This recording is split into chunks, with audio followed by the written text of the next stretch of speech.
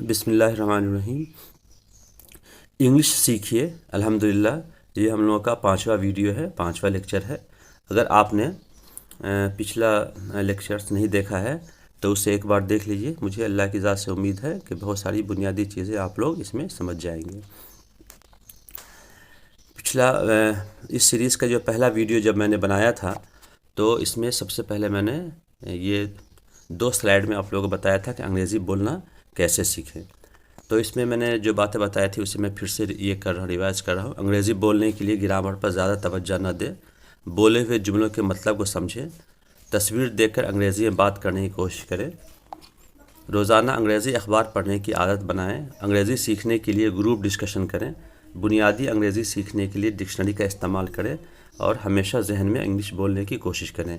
तो जहन में इंग्लिश कैसे बोलना है इंशाल्लाह हम लोग इस पर दोबारा फिर आप लोगों को दूसरे वीडियो में मैं इस पर हम आपको समझाएंगे। उसके बाद मैंने ये बताया था कि शुरू में उर्दू और इंग्लिश मिलाकर जुमला बनाए। तो यहाँ पे हिंदुस्तान में इंग्लिश बहुत मशहूर मारूफ़ है, तो जिसे हिंदी और इंग्लिश मिला के लोग बात करते हैं। तो यहाँ पे हम लोग उर्दू इंग्लिश बोल सकते हैं। मतलब कोई जुमला है, अगर उसमें 7 सेंटेंसेस हैं, अगर कोई जुमला है उसमें 7 अल्फाज हैं तो हम लोग 4 या 5 अल्फाज इंग्लिश में और बचे हुए 2 अल्फाज जो है वो उर्दू में बोल करके जुमला को मुकम्मल कर सकते हैं शुरू में। और फिर धीरे धीरे जब आपकी प्रैक्टिस बढ़ती जाएगी तो फिर वो सारे अल्फाज जो है इंग्लिश में ही खुद ब खुद आपकी ज़बान से निकलेंगे। अलावा अजी एक डायरी बनाएं और अपने रोज़ाना अंजाम देने वाले कामों को इंग्लिश में लिखने की कोशिश करें। इससे आपकी तहरीरी सलाहियत में इजाफा होगा। रोज़ाना 10 अल्फाज ज़रूर याद करें और जुमलों में इसके इस्तेमाल को समझें। आईना के सामने खड़े होकर अंग्रेज़ी बोलने की कोशिश करें। आप छोटे बच्चों की इंग्लिश में कहानियाँ भी पढ़कर फ़ायदा उठा सकते हैं।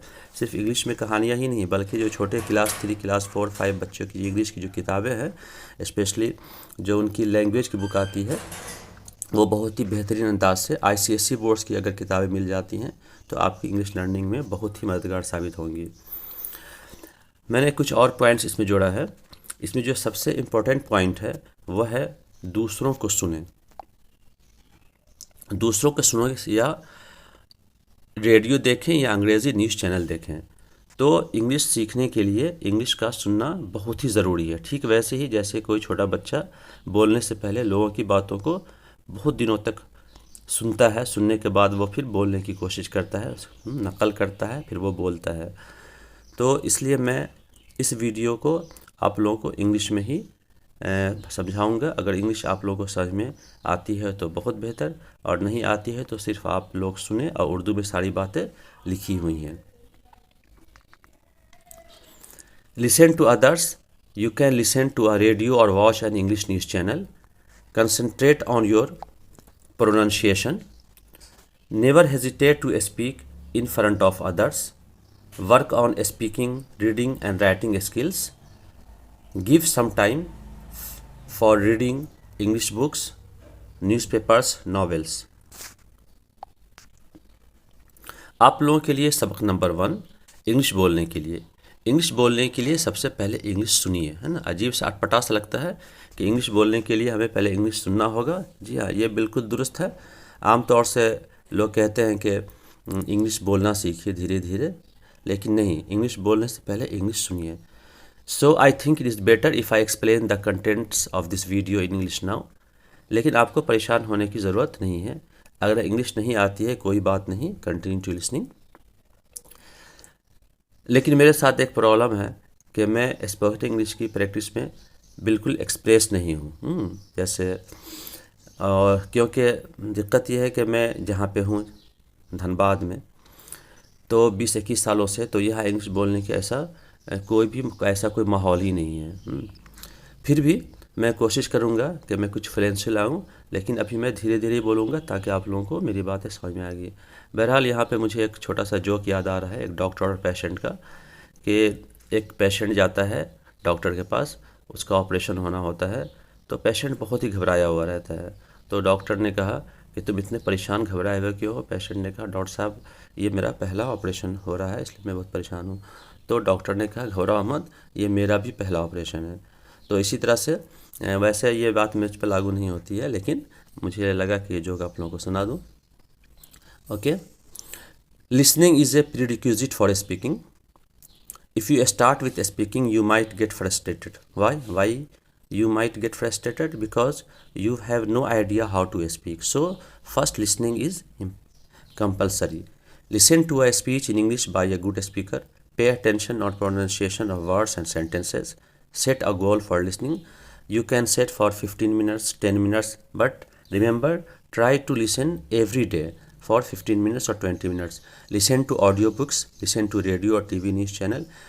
Nowadays, audiobooks are available on internet, so you can you can purchase any book, or you can listen to any free audiobooks, audio stories. You can also watch children's cartoons channels on TV. Now, I am going to revise some important point in a sentence. Subject, verb and object. What is subject? You know, the person or thing that is being talked about in a sentence is called subject or file. Here, verb. What is verb? Actually, verb has three important words in a sentence. Verb means action. It is a word that tells what the subject is. File क्या है, what he does क्या करता है, and what is happening to him उसके साथ क्या हो रहा है. Verb tells these three things. File क्या है, क्या करता है, क्या हो रहा है. What the subject is, what he does, and what is happening to him. An object, actually object refers to the person or thing on which something is being done. Actually it is receiver of action. Here I am once again showing the table of pronoun and their cases. Pronouns are all in three cases, just like nouns: nominative, objective and possessive. Pronoun may be at the position of subject, at the position of object, or at possessive case. Nominative case of pronouns are I, we, you, he, she, it, they. Me, my, mine have been derived from I. In the same manner, us, our, ours have been derived from we. So I have written meaning of only I, we, you, he, she, it, they. So if you want to use a pronoun at subject place, we will use only nominative case or say subjective case of a pronoun. मैं किताब पढ़ रहा हूँ. Here you have to write I. I am reading a book, because मैं is here file in nominative case. So in pronoun you will have to write, use I. उसने मुझे किताब दिया. He gave I a book is a wrong sentence. He gave me a book, because मुझे here is in objective case. So I hope you can understand very easily. When you want to use a pronoun at the place of an object, we should use only objective case. Me, us, you, him, her, it and them. And finally, if something is possessed by a pronoun, we should use pronouns in possessive case. My, mine, our, ours, your, yours. Verb. What do you know about verb? A verb is the word that tells what the subject is, what he does and what is happening to him. Here I have written with red ink. उसके साथ क्या हो रहा है? किसके साथ? File के साथ. What does it mean? It means that verb tells us what is being done with a subject. Here first sentence you see, the robbers looted the bank. Here first sentence is in active voice. It means subject is active. But in second sentence, the bank was looted, it is in passive voice. You can say the verb is here गैर fall, it is not working at all. गैर मुतहरिक और से मजहूल, और in Hindi you can say निष्क्रिय. It does not take any part in the action. On the contrary, something acts upon it. So here I am focusing on such type of sentences. The bank was looted. Bank loot लिया गया. Here something is being done with the subject. Subject is not doing any work. Let us see some more examples where subject works in these sentences. and in these sentences something is being done upon it. In the first sentence, the cat drank the milk. Here, cat is a doer. It is doing something. What is it doing? It is drinking the milk. The cat drank the milk. बिल्ली ने दूध P लिया. Here, cat is doing some action. And in the second sentence, the milk was drunk by the cat. बिल्ली के जरिए दूध P लिया गया. Although the milk is a subject, but it is not doing any action. What does it mean? Here subject is غیر متحرک. It is not doing any type of action. So we come to the conclusion then subject may be the doer of the action or subject may be receiver of the action. ऐसा fail जिसका file मालूम हो उसे fail मारूफ कहा जाता है. Here drank is fail Maroof because the cat is doing, cat is drinking. ऐसा fail जिसका फ़ेल मालूम हो उसे फ़ेल मारूफ कहा जाता है. मारूफ के माने मशहूर या जाना पहचाना के हैं. रोज़मर्रा की ज़िंदगी में बात करने के मामूल के अंदाज़ को हम लोग फ़ेल मारूफ कहते हैं. तो वैसे तालिब इल्म जो फ़ेल मारूफ फ़ेल मजहूल को बहुत अच्छे समझते हैं उन्हें एक्टिव और पैसिव वॉइस समझ में आ जाएगा, क्योंकि फ़ेल मारूफ को हिंदी में इंग्लिश में एक्टिव वॉइस और फ़ेल मजहूल को इंग्लिश में पैसिव वॉइस कहते हैं. ऑन द कंट्रेरी ऐसा फ़ेल जिसका फ़ाइल मालूम ना हो उसे फ़ेल मजहूल कहा जाता है. मजहूल के माने हैं नामालूम या ऐसी बात जिसमें झोल पाया जाता हो या बात करने के गैर मारूफ अंदाज़ को मजहूल कहते हैं. Now we will discuss the second sentence. I eat an apple. Here I is doing something but an apple is eaten. Apple खाया जाता है. You can write by me or you can not write it. Apple खाया जाता है. An apple is eaten. Here this sentence is in passive voice. In the same manner they bought a car. उन लोगों ने गाड़ी खरीदी. तो here they are doing some work. What are they doing? They are buying. They have bought. उन लोगों ने खरीदा है. They bought a car. And in second sentence a car is doing nothing. Actually we are telling about car. A car is bought. Last sentence mother cooks food. माँ खाना पकाती है. And food is cooked by mother. So the first type of sentences are active voice and the second sentence types of sentences are in passive voice. So now we can reach on a conclusion. Such type of sentences where subject is doing some action is in active voice and where subject is receiving the action is called passive voice. Here I have given one sentence. They bought a car. They bought a car. They, this word they is doing some work as a subject, but word car is not doing any work as a subject. Here they are doer of the action. A car is the receiver of the action. Here you can see some examples where subject is not doing any work. कुर्सी को paint कर दिया गया है. Is कुर्सी doing any work here? No. कुर्सी को paint कर दिया गया है. कुर्सी is the receiver of action. चोर पकड़ा जाता है. पैसा चोरी हो गया है. कमीज फट गई है. काम हो गया है. लाइट को ऑन कर दिया गया है एंड दरवाज़ा बंद है. How will you speak it in English? How will you tell it in English? First of all, you put subject kursi and here hai. It means verb to be present form will be used. Is or if there is any plural subject then are will be used. कुर्सी को paint कर दिया गया है. The chair is painted. चोर पकड़ा जाता है. The thief is caught. Caught is the third form of catch. कुछ काम हो गया है. Then what will be our structure? First of all you write subject, then verb to be and then the third form of verb. That's why I told you many times that kindly pay attention on the all forms of verb, especially second and third. पैसा चोरी हो गया है. The money is stolen. कमीज फट गई है. The shirt is torn. Torn is the third form of tear. काम हो गया है. The job is done. Done is the third form of do. Light को ऑन कर दिया गया है. The light is turned on. And दरवाज़ा बंद है. The door is locked. You cannot learn English only watching my video. You will have to practice it. Okay.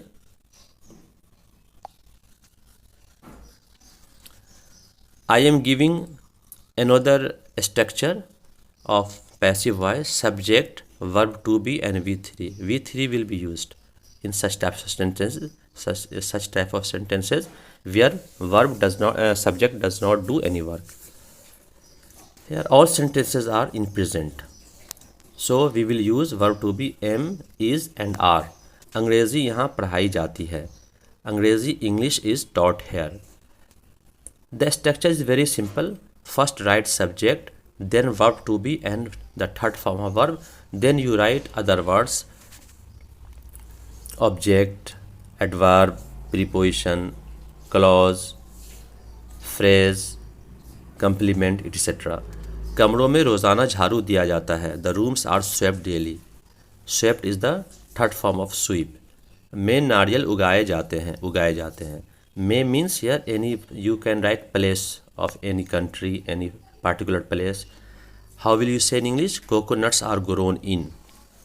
किताबें यहाँ फ़रोख्त की जाती हैं. फ़रोख्त करना sell, and the third form of फ़रोख्त is sell is sold. The books are sold here. खाना यहाँ तैयार किया जाता है. The food is prepared here. चावल यहाँ उगाया जाता है. The rice is grown here. मैं यहाँ पढ़ाया जाता हूँ. I am taught here. Another pattern with past tense. Then verb to be will be changed. Verb to be will be there. Verb to be, we will use verb to be as was and were. And subject verb to be, and again V3 will be used, because here verb is not doing any work. Whenever a subject does not do any work, we will use V3, and before V3 we will use verb to be as per tense or as per the time. Blackboard साफ किया गया. Here साफ किया गया means it is in past tense. Here subject is blackboard. Clean, cleaned.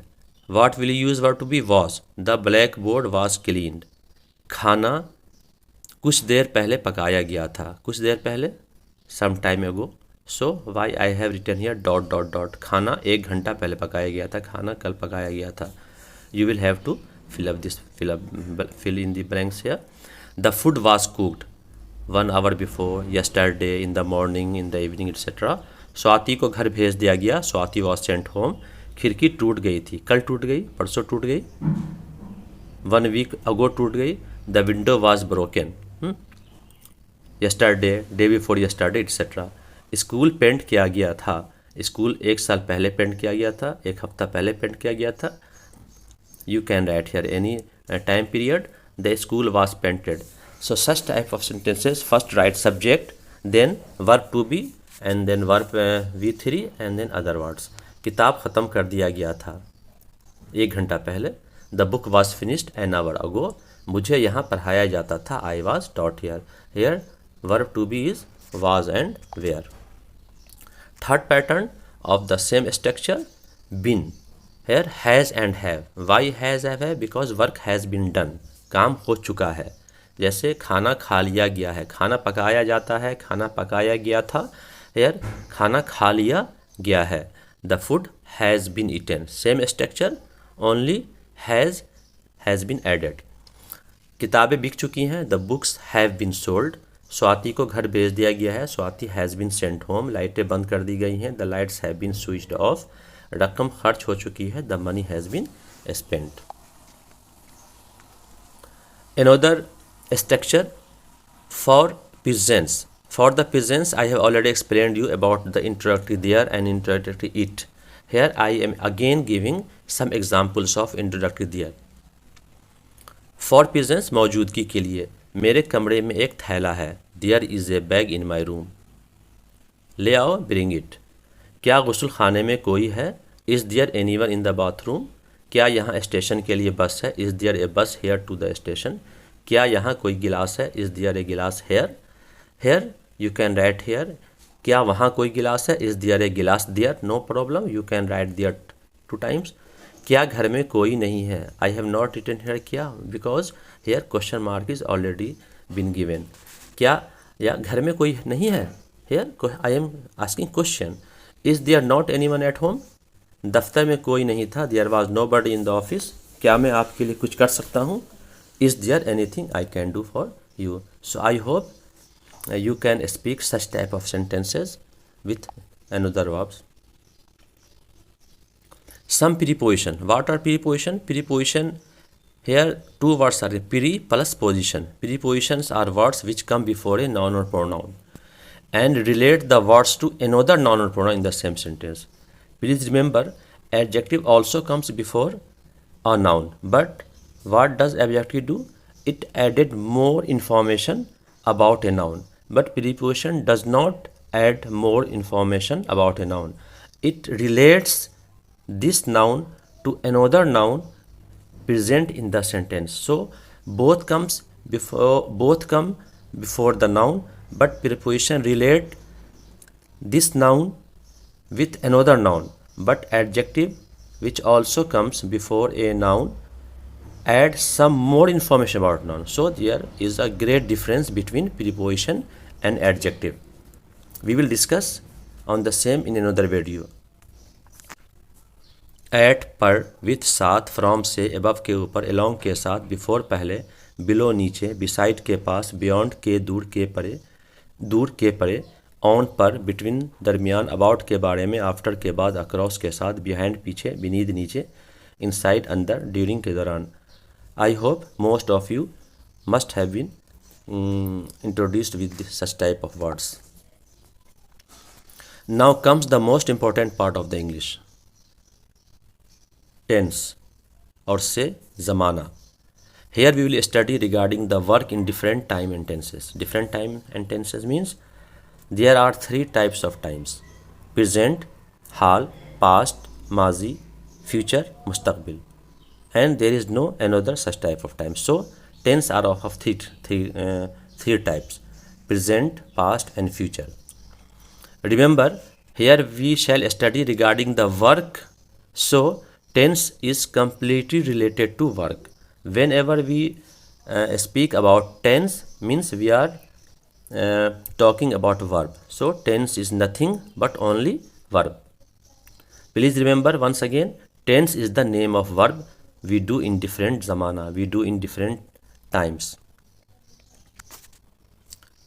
Tense are of three types: present, past, future. Here you can see, and again all are subdivided in four more parts: present, past, future. Present is divided in four types, past are of four types, and future is also of four types: present, continuous, perfect and perfect continuous. You can see here mutlaq jari, mukammal jari.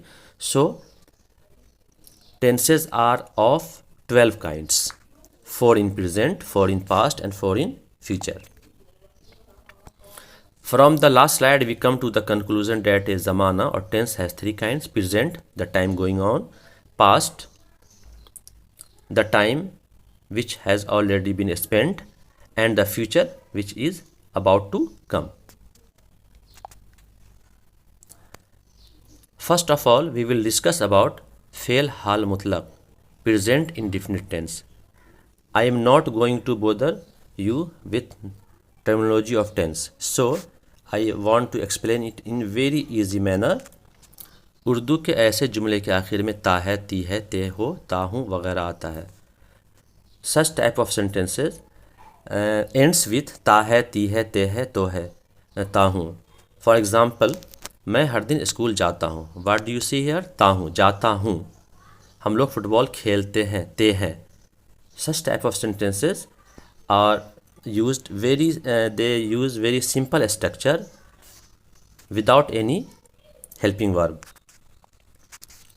मैं जाता हूँ, I go. First you write subject, then write verb. You will find at the end of a sentence. जाता हूँ, खेलते हैं, I go, मैं जाता हूँ, हम लोग खेलते हैं, we play. Then you write other words. And you can say also in Urdu, मैं हर दिन स्कूल जाता हूँ, I go हर दिन स्कूल, no problem. हम लोग फुटबॉल खेलते हैं, we play football. Here football Urdu and football in English. So we come to the conclusion, when you have to speak such type of sentences, te hai, to, te ho, etc., you write subject, then you write or speak verb V1 and V5. Why V5? Because as I earlier explained you, V1 is the first form, base form, root form, dictionary form, and the spelling of such type of verb end with na. Go, jana, read, padhna. So na will be there. And V5 is the singular form of subject, or S or ES form. So when we use subject plural, we use V1, and we use subject singular, we use V5. Now I will discuss every sentence here. हम गरीबों की मदद करते हैं. Very easy to speak. You say we, they, then say मदद करते हैं, help. Then you say what other, गरीबों की, the poor. तुम झूठ बोलते हो. I am sorry, here has been interchange. You tell a lie. Ali मछलियाँ पकड़ता है. Ali catches fish. वो पतंग उड़ाता है. He flies a kite. मैं पानी पीता हूँ. I drink water. Here you see no helping verb is used in positive sentence of फेल, हाल, मुतलक और से present, indefinite और simple present. Some affirmative sentence of such type of tense. वो सुबह जल्दी उठती है. You write वो, she उठती है, gets up. Then you write सुबह जल्दी, early in the morning. In the same manner, Maria हर हफ्ते लाइब्रेरी जाती है.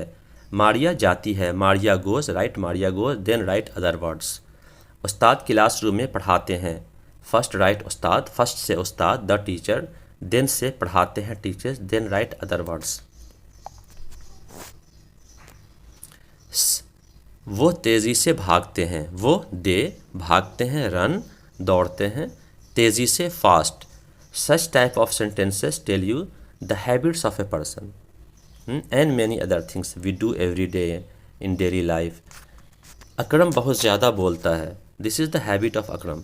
अकरम बोलता है, टॉक्स. देन राइट बहुत ज़्यादा, टू मच, और you can say very much. Here too much मतलब extremely, very much not too much, much, very much, more than other people speak, talk. मैं आइसक्रीम पसंद करता हूँ. I like ice cream. So you see how easy such type of sentences in English. Another 3 sentences are here. वो आहिस्ता आहिस्ता चलता है.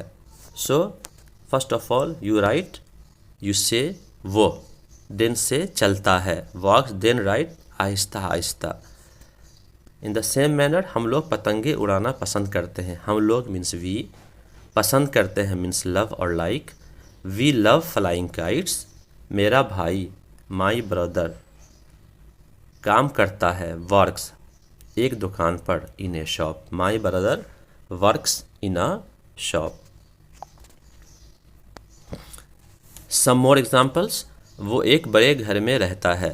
वो ही रहता है, lives. Then you write other words, in a big house. Here in a big house is a phrase. अम्मी बहुत लजीज खाना बनाती हैं. My mom mother cooks. Then you write other words, very delicious food. बच्चा ज़ोर से रोता है. बच्चा मीन्स द बेबी, रोता means cry. So you write S और एस फॉर्म और से singular form. The baby cries loudly.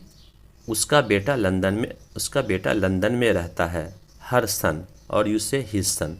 Her son रहता है, lives. Then write other words. Some more examples. वो एक बैंक में काम करते हैं. यू से they work. Then you say in a bank. Jack हर रोज़ अपना बैग पैक करता है. जैक करता है, पैक करता है. Jack packs his bag every day. Samita हर रोज़ अखबार पढ़ती है. Samita reads the newspaper every day. Rock गाना चाहता है. Rock wants to sing. Bill ख़त लिखता है. Bill writes the letter. They love to read books. वो लोग किताबें पढ़ना पसंद करते हैं. Now try to say yourself in English. तुम एक ख़त लिखते हो. वो बाज़ार जाता है. हम लोग बाज़ार जाते हैं. असलम क्रिकेट खेलता है. मैं गीत गाता हूँ. तुम फुटबॉल खेलते हो. वो किताब पढ़ता है. तुम लोग टीवी देखते हो. सादिक एयरपोर्ट जाता है. वो खाना तैयार करती है. मैं तुम्हें अच्छी तरह जानता हूँ.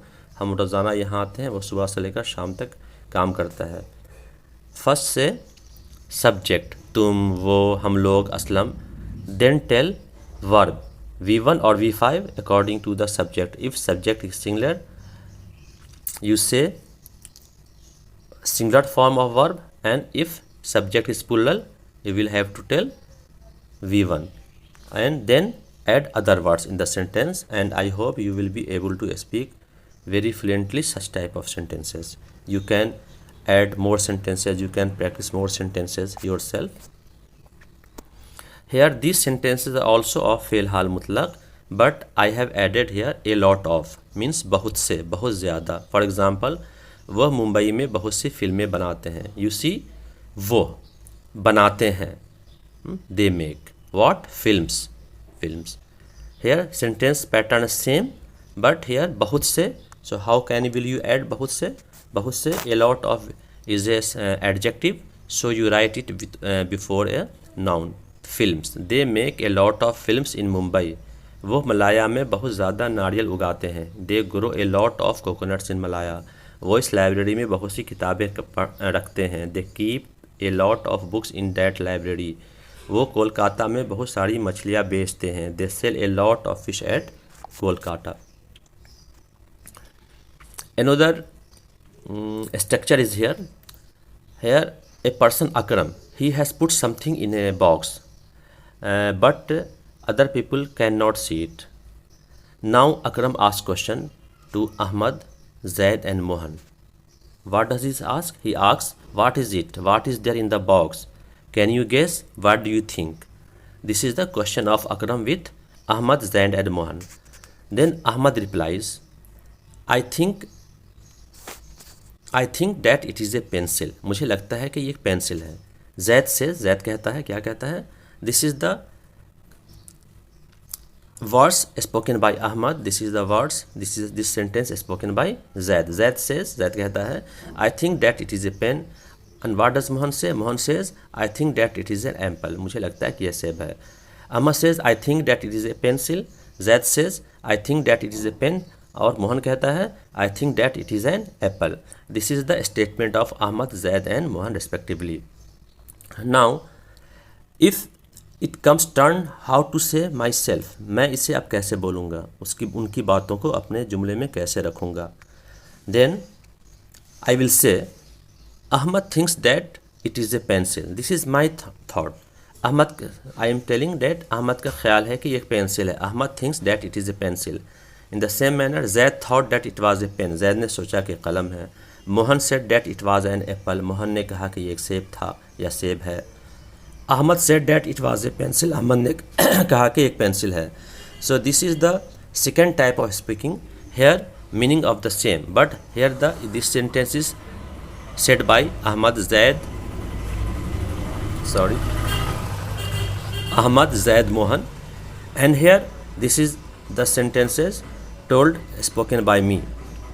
Ahmad thinks that it is a pencil. Here Ahmad thinks, then here is written. Thought was. So you can see the difference.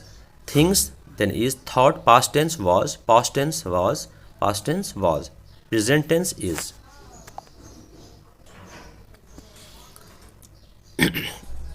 Here you can see some more sentences in simple present tense, but here am, are not used as a helping verb. Here they are used as full verb. They all are in माजी फेल हाल मुतलक. They all are फेल हाल मुतलक.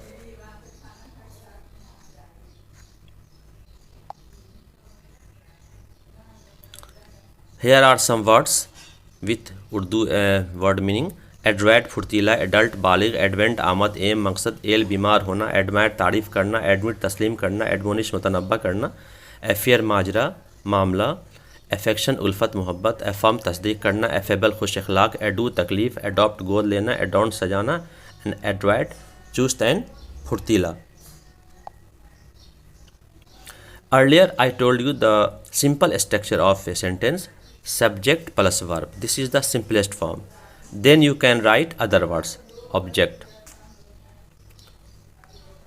So you can see this pattern is also of fail hal mutlaq. First you write subject, then you write verb, and there is no need to write any helping verb in between. Nice. Hope you will be getting what I am trying to tell you.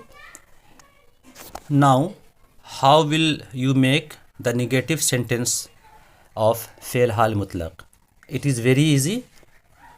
Now you have already learnt that the general structure of positive sentence of fail hal mutlaq is subject plus V1 and V5. And earlier I told you the general rule of any sentence for making negative is put not after helping verb. Here you don't find any helping verb in positive sentence, so put do or does and then write not. So now the general structure will be subject, do not, does not and V plus, then you write other words including object. Here is one first sentence, हम अपना वक्त ज़ाय नहीं करते हैं. If I tell you, how will you say हम अपना वक्त ज़ाय करते हैं, then definitely you will tell we waste our time. Here the sentence is हम अपना वक्त ज़ाय नहीं करते हैं, then you say we don't waste our time. Very simple. मैं उसका नाम नहीं जानता हूँ, मैं उसका नाम जानता हूँ. What will you say? I know his name or I know her name.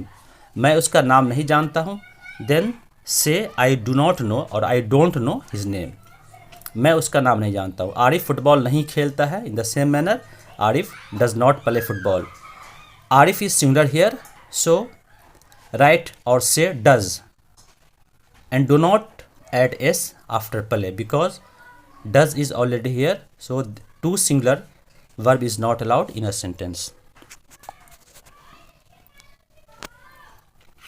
Some more examples. Mark वर्जिश नहीं करता है. Mark does not exercise.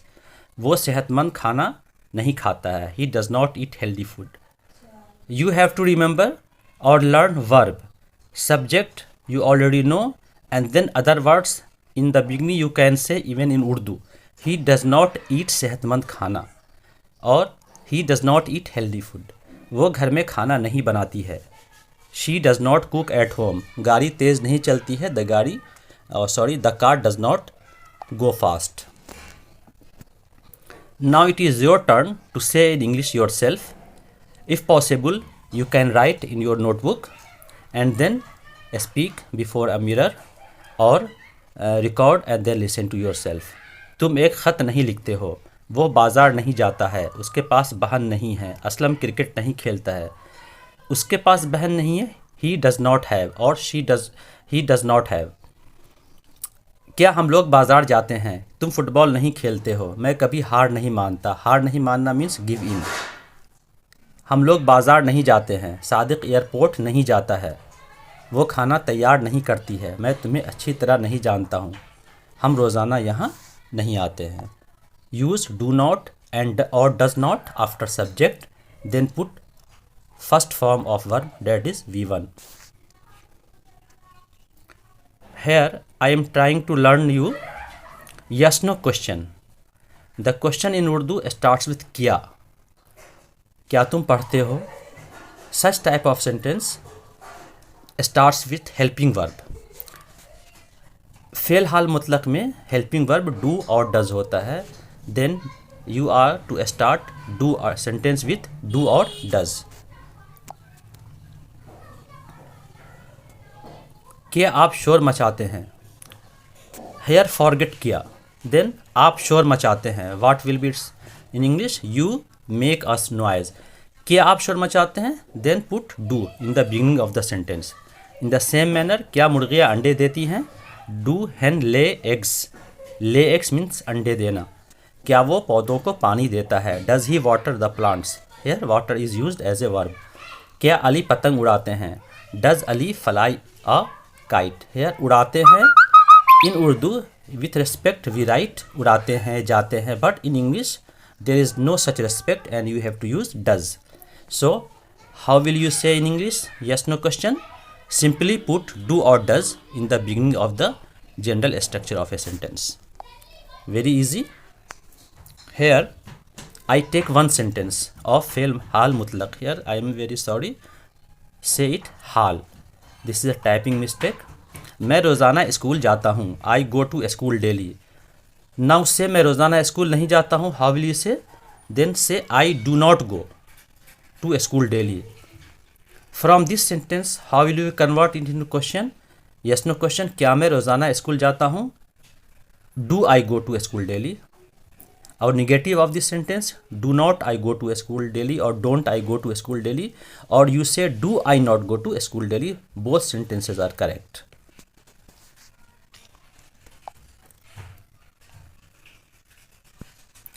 Last structure of फेल हाल मुतलक is WH question. In Urdu, such type of question you will find कहाँ, कैसे, कब, क्यों and not क्या from the beginning of sentence, and this कहाँ, कैसे, कब, क्यों will be you will find in between of a Urdu sentence. जैसे वो स्कूल क्यों जाता है, क्यों is here in between the sentence. Such type of questions are WH question. In English, it is very easy to say such type of word. Simply put WH word between just in the beginning of the sentence. WH word, then do does it is necessary, then subject, again only verb first form, not five form, because does is already included here. So you have to say the first form of V1. For example, I say a sentence. Why does she weep? वो क्यों रोती है? This is an example of WH question. वो क्यों रोती है? वो क्यों रोती है? We start from वो रोती है. She weeps. वो नहीं रोती है. She does not weep. So only in affirmative sentence or say positive sentence you will find V1 or V5. But in negative question, never use V5. Always use V1. And in place of V5 we use does with singular subject. वो रोती है, she weeps. वो नहीं रोती है, she does not weep. क्या वो रोती है? Does she weep. क्या वो नहीं रोती है? Doesn't she weep. और डज शी नॉट वीप. वो क्यों रोती है? Why does she weep. वो क्यों नहीं रोती है? Put not after does. Why doesn't she weep. Hope you understand. Here I am telling you 2 more sentences and you have to make 3-4 sentences from this sentence. You read, you do not read. You read, तुम पढ़ते हो. You do not read, तुम नहीं पढ़ते हो. Do you read, क्या तुम पढ़ते हो? Where do you read, तुम कहाँ पढ़ते हो? और if you say तुम कहाँ क्यों पढ़ते हो, why do you read, तुम कब पढ़ते हो, when do you read. Another sentence, Ali खेलता है, अली plays. अली नहीं खेलता है, Ali does not play. Why does? Because Ali is singular. क्या अली खेलता है? Does Ali play. And Ali कब खेलता है? When does Ali play. So very easy to speak such type of sentences in English. One sentence here, वो नमाज पढ़ती है. नमाज पढ़ना, say one prayer. वो नमाज पढ़ती है, she says her prayer. वो नमाज नहीं पढ़ती है, simply put does not, because she is singular. She does not say her prayer. क्या वो नमाज पढ़ती है? She says her prayer, put does in the beginning of the sentence. Does she say her prayer? वो नमाज कहाँ पढ़ती है? Here you write वो नमाज कब पढ़ती है. I am very sorry. Say it कब. When does she say her prayer? Try to say yourself in English. Sadiq airport क्यों जाता है? तुम एक ख़त क्यों लिखते हो? हम लोग बाज़ार क्यों नहीं जाते हैं? तुम फुटबॉल कहाँ खेलते हो? तुम लोग टीवी क्यों देखते हो? वो खाना कब तैयार करता है? Such type of sentence start with WH words. WH word क्यों, क्यों, क्यों, कहाँ, क्यों, कब. सादिक एयरपोर्ट क्यों जाता है? Why does Sadiq go to the airport? तुम एक ख़त क्यों लिखते हो? Why do you write a letter? So try to say yourself, practice such type of sentences yourself. Sadiq airport क्यों जाता है? वो लोग एयरपोर्ट क्यों जाते हैं? तुम एयरपोर्ट क्यों जाते हो? तुम एक ख़त क्यों लिखते हो? वो लोग एक ख़त क्यों लिखते हैं? मैं एक ख़त क्यों लिखता हूँ? If you practice more and more sentence, your fluency will definitely be improve and increase. Another example, माहीगीर मछलियाँ पकड़ते हैं. माहीगीर means fishermen. कैचेस फिश, माहीगीर मछलियाँ नहीं पकड़ते हैं। Fisherman don't catch, do not catch fish, क्या माहीगीर मछली पकड़ते हैं? डू फिशरमैन कैच फिश, क्या माहीगीर मछली नहीं पकड़ते हैं? Then say don't in place of do, don't fisherman catch fish, माहीगीर मछलियाँ कब पकड़ते हैं? When do fisherman catch fish. दुकानदार ताज़ा फल बेचता है, दुकानदार ताज़ा फल नहीं बेचता है। दुकानदार ताज़ा फल बेचता है। The shopkeeper sells fresh fruit, the shopkeeper does not sell, does the shopkeeper sell, why does the shopkeeper sell. You see the structure is very easy and very comfortable in speaking. Girls sing song, लड़कियाँ गीत गाती हैं, लड़कियाँ गीत नहीं गाती हैं। Girls do not sing song, क्या लड़कियाँ गीत गाती हैं? Do girls sing song. Whenever you find yes no question start with helping verb, and in such type of sentences फेल हाल मतलब से डू और does, but in other tenses you will already find helping verb, so that helping verb which is found in that particular sentence is used in yes no question. But as far as simple present and simple past is concerned, you will not get any helping verb. So in simple present tense और से फेल हाल मुतलक you have to use do or does. लड़कियाँ कब गीत गाती हैं? when do girls sing songs. हम झूठे बहाने बनाते हैं, झूठा बहाना बनाना, spelling is make lame excuses. हम झूठे बहाने बनाते हैं, we make lame excuses. Now you can say easily negative yes no question W question. Why do not make we do not make lame excuses, do we make lame excuses, why do we make lame excuses, why don't we make lame excuses. हम झूठे बहाने क्यों नहीं बनाते हैं? क्या हम झूठे बहाने नहीं बनाते हैं? Don't we make lame excuses. वो झूठे बहाना बनाता है, ही मेक्स लेम एक्सक्यूजेज। वो झूठा बहाना नहीं बनाता है, he doesn't make lame excuses. वे लोग झूठे बहाने बनाते हैं, they make lame excuses. So such type of sentences you can practice. तुम वक्त पर स्कूल जाते हो, वक्त पर, in time, this is a phrase. You go to school in time, you don't go to school in time, do you go to school in time, why do you go to school in time. आंख मिचोली खेलते हैं बच्चे, आंख मिचोली खेलना, play hide and seek. Hide and seek means आंख मिचोली, play means खेलना। बच्चे आंख मिचोली खेलते हैं। The children play hide and seek, बच्चे आंख मिचोली नहीं खेलते हैं। The children do not play hide and seek. In the same manner do the children play hide and seek, and where do the children play hide and seek. You can see Urdu meaning of the sentence here. भीख मांगना, beg for alms, beg for alms, the beggar begs for alms, भिखारी भीख मांगता है। In the same manner the beggar does not beg for alms, does the beggar beg for alms, and when does the beggar begs for alms. फ़कीर कब कहाँ भीख मांगता है? Where does the beggar beg for alms. So as you find कब, then write when, कहाँ, where, क्यों, why. When, why does the beggar beg for alms? If there is a beggars, then when do the beggars beg for alms? So this is the end of this video. I hope you will try to practice again and again, and you will find very helpful. Keep smiling because life is a beautiful thing and there's so much to smile about. I am Intakhab Umar. Thank you very much.